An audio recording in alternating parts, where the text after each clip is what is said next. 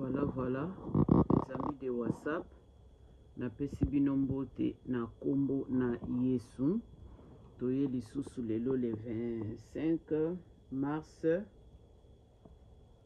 25. Et donc il y a 25 na 25 quoi. En tout cas, bonjour na ba oba zolanda biso na tongo na lelo pe bonsoir na ba oba kozwango et pas na bango na pokwa. Kaka ndenge tolobaka mes amis de WhatsApp soka la muki eloko liboso alukaka ba information ya koche la biso na sir lelo tokotala mwandambu ya émission oyo ya erreur oyo bakomi ya Kagame. Tokomona erreur oyo ba erreur oyo asali balobi ke ba erreur oyo asali na kati ya Belgique eza Kinshasa te pe eza Burundi te elobi ebele.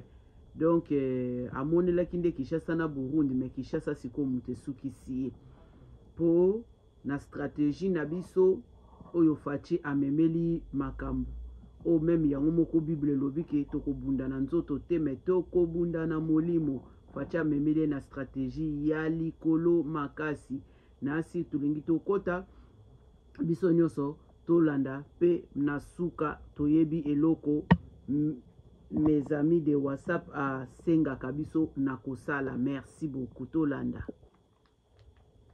Heure de Kagame. La Belgique n'est pas le Burundi ni la RDC. La toute dernière question, Monsieur le Ministre. Quel est le sort aujourd'hui du MOU qui a été signé entre l'Union européenne et le Rwanda? Vous en avez des nouvelles? Qu'est-ce que vous pouvez nous en dire?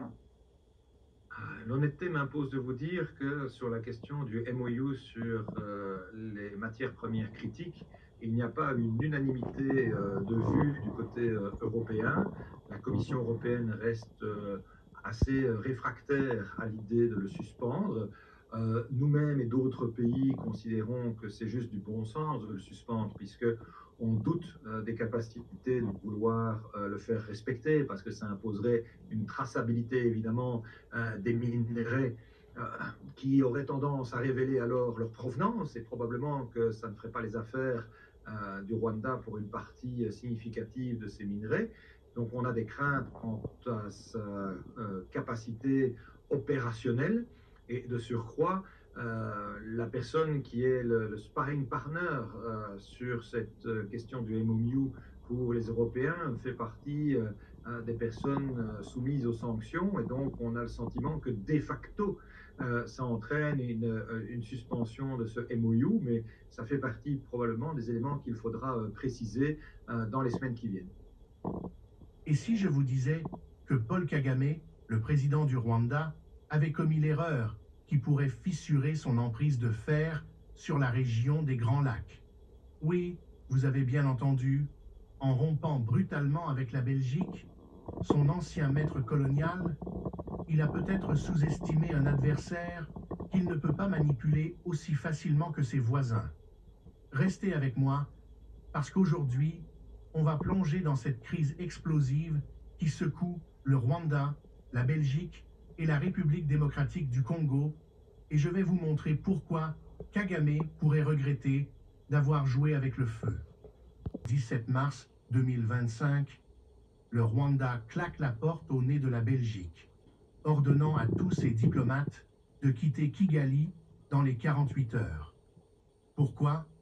Parce que Kigali accuse Bruxelles de prendre parti dans le chaos qui ravage l'est de la RDC, où les rebelles du M23, soutenus par le Rwanda, selon beaucoup, sèment la terreur. Le même jour, l'Union européenne dégaine des sanctions contre des officiers rwandais et des chefs du M23. Coïncidence? Pas vraiment. Mais ce qui est fascinant, c'est la réaction belge. Maxime Prévost, le ministre des Affaires étrangères, ne mâche pas ses mots. C'est disproportionné. Alors, qu'est-ce qui se passe vraiment ici? Est-ce que Kagame, habitué à tenir le Burundi et la RDC sous sa coupe, a cru qu'il pouvait faire plier un pays européen avec la même arrogance? On va décortiquer tout ça, étape par étape. Et croyez-moi, ça vaut le détour. Ah oui. Pour un président ou pour un régime, c'est un parti pris pour le respect du droit international. Et c'est ça manifestement que M. Kagame a du mal à comprendre. Probablement parce que ça sert évidemment ses intérêts et la manière de présenter fallacieusement la situation. Il assimile le volontarisme des pays européens et de la Belgique à une démarche anti-rwandaise, alors que nous sommes d'abord et avant tout pour le droit international, quel que soit l'endroit du territoire mondial où celui-ci est mis à mal. C'est ce qui explique la position de la Belgique au niveau de l'Ukraine, au niveau du Moyen-Orient, mais aussi au niveau de la région des Grands Lacs. Alors, prétendre que c'est parce que nous serions mal à l'aise vis-à-vis de notre passé colonial est purement fallacieux. C'est un écran de fumée, finalement, qui sert de prétexte pour peut-être ne pas prendre part au dialogue de Luanda qui aurait dû se tenir et auquel le M23 a décidé finalement de ne pas participer. Et on voit que les exactions sur le terrain se poursuivent, on est très loin d'un cessez-le-feu. Donc je pense qu'on ne doit pas se tromper ni d'argumentation, ni sur les faits. Notre volonté, c'est uniquement de restaurer effectivement l'intégrité du territoire de chacun et de garantir surtout la sécurité de tous. Le M23 a réagi à ces sanctions qui ont été prises contre des officiers en disant mais finalement c'est une démarche qui est contradictoire, on ne peut pas nous inviter à la table des négociations et en même temps nous sanctionner. Qu'est-ce que vous répondez à cette réaction? Il y a un prétexte puisque les sanctions qui ont été décidées par l'Europe sont ciblées sur un nombre restreint de personnes essentiellement. Et si les déplacements sur le territoire ou dans l'espace aérien sont interdits au niveau européen, ça n'est pas le cas hors du continent européen, et donc ça n'empêchait nullement les représentants du M23, s'ils en avaient eu réellement la volonté, de se rendre effectivement à Luanda pour participer à ces négociations. Et donc c'est là où on se demande si finalement la prise de sanctions par l'Union européenne, après, je le rappelle, que ça a déjà été le cas par les Nations Unies qui ont dénoncé la situation, les États-Unis ont pris des sanctions, le Royaume-Uni également. Et donc, quand vous avez autant d'acteurs de la scène internationale qui dénoncent vos agissements, il faut peut-être alors se dire que le problème est réellement dans le comportement qui est le vôtre et pas parce que tous ces autres pays auraient décidé de se coaliser pour vous embêter. Donc je crois qu'il faut être lucide sur les faits et faire en sorte alors que chacun prenne sa part dans le dialogue national et régional qui doivent pouvoir se nouer, puisqu'on le sait, il n'y aura de toute manière pas de solution militaire à ce conflit, il faut qu'il y ait une solution diplomatique. Alors, les différents acteurs, surtout aussi impliqués dans ce conflit, parlent beaucoup d'une solution à l'africaine. Alors que vous, en vous entendant, vous parlez d'une implication au niveau international. On entend beaucoup, de plus en plus, African Problems, African Solutions. Qu'est-ce que vous répondez à ça? Vous savez, dans l'absolu, on ne demanderait pas mieux qu'on puisse trouver les conditions d'une solution à l'initiative des différents responsables et États africains, bien entendu. Notre volonté, ce n'est certainement pas de s'y substituer. Et d'ailleurs, il n'y a pas aujourd'hui, à ma connaissance, de processus de médiation entamé par un pays qui ne serait pas africain.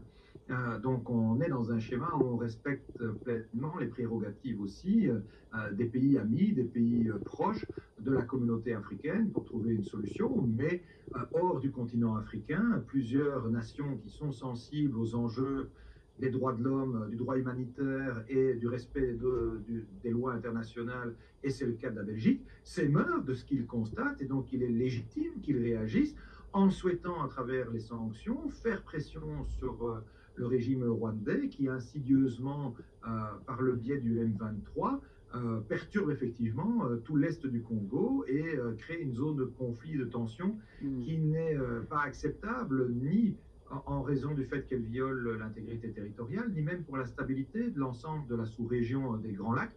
Et donc c'est vraiment un élément qui nous préoccupe, mais on ne demande pas mieux qu'il puisse y avoir une issue favorable, pacifique, rapide, grâce à l'intervention évidemment des acteurs africains eux-mêmes.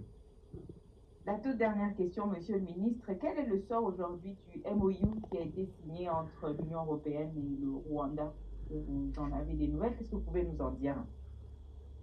L'honnêteté m'impose de vous dire que sur la question du MOU sur les matières premières critiques, il n'y a pas une unanimité de vue du côté européen. La Commission européenne reste assez réfractaire à l'idée de le suspendre. Nous-mêmes et d'autres pays considérons que c'est juste du bon sens de le suspendre, puisque on doute des capacités de vouloir le faire respecter, parce que ça imposerait une traçabilité évidemment des minerais qui auraient tendance à révéler alors leur provenance, et probablement que ça ne ferait pas les affaires du Rwanda pour une partie significative de ces minerais.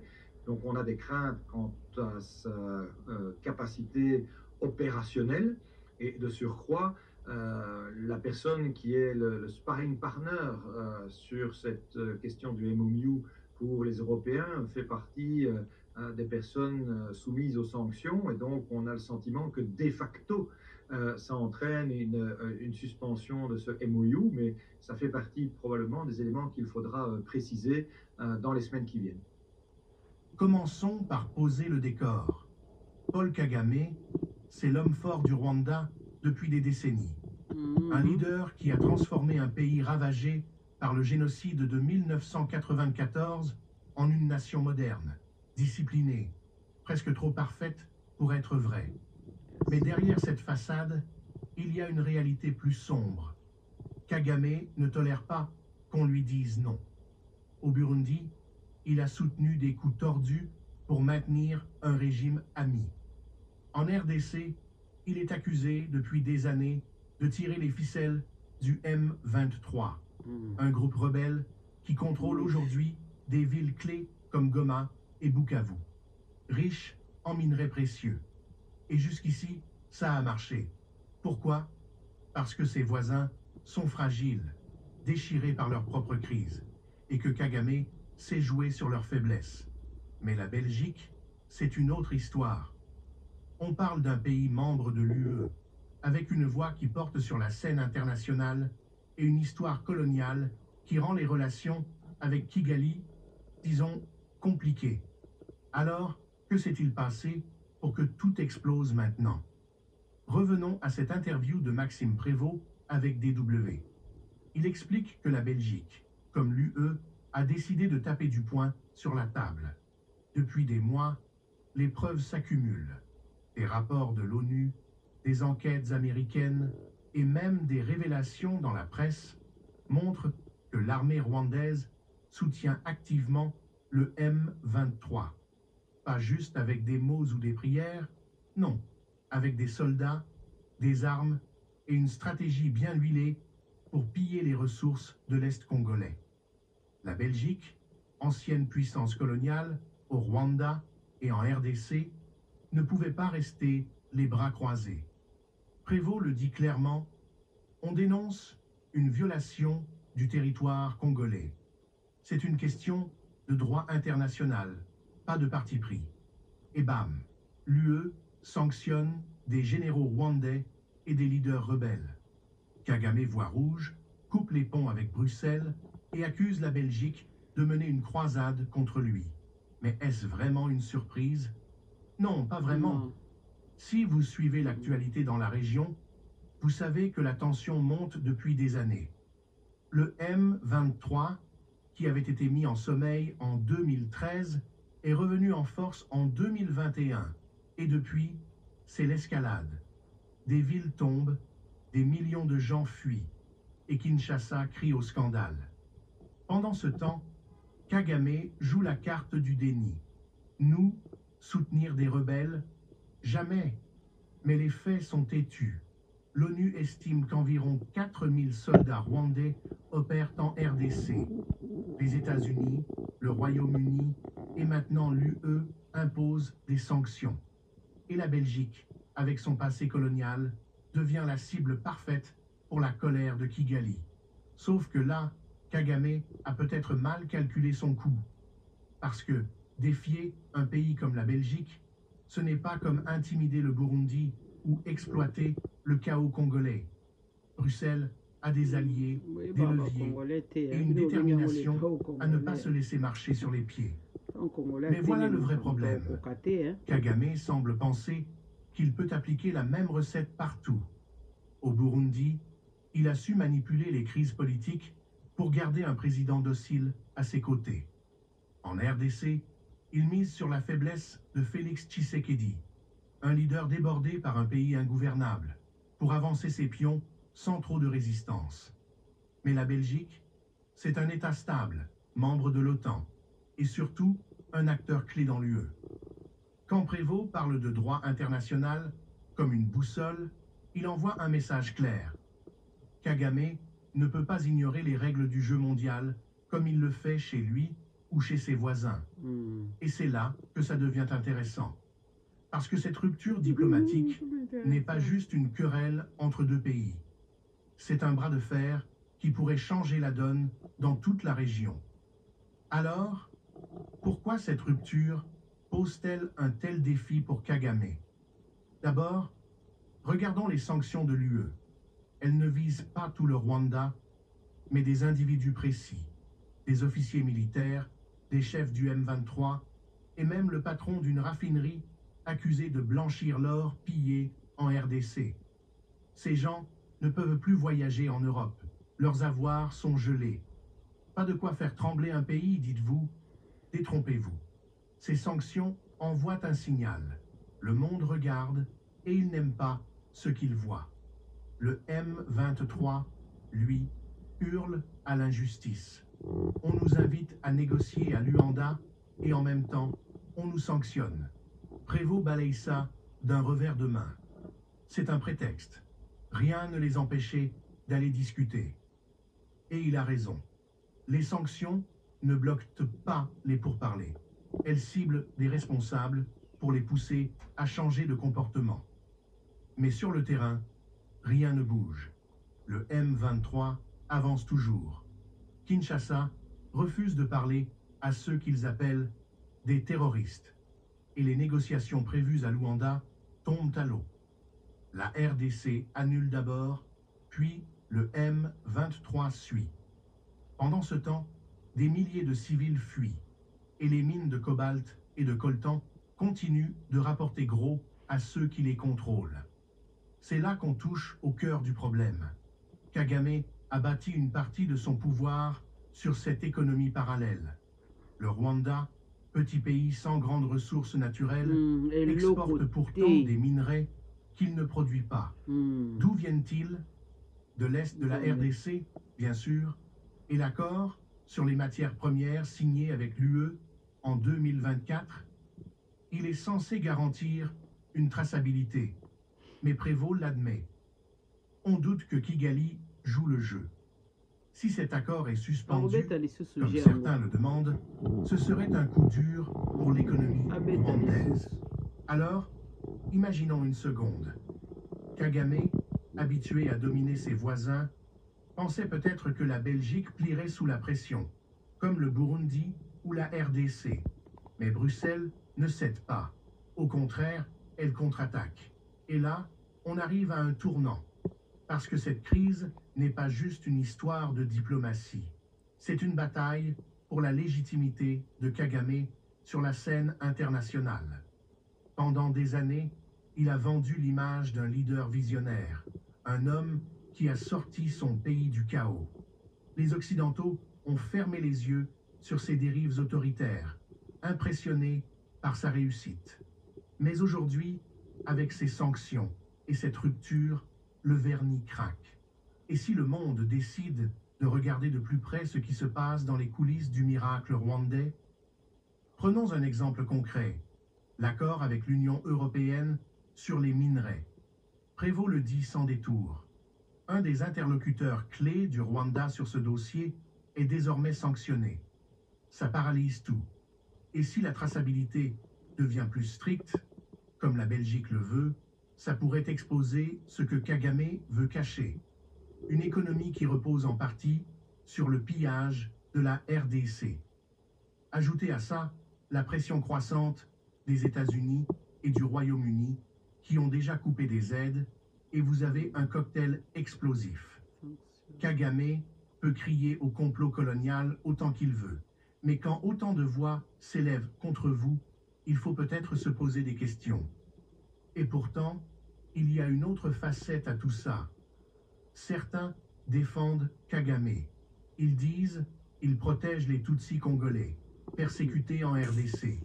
Il agit pour la sécurité de son pays. Mafia. C'est vrai que l'histoire du génocide pèse lourd et que le Rwanda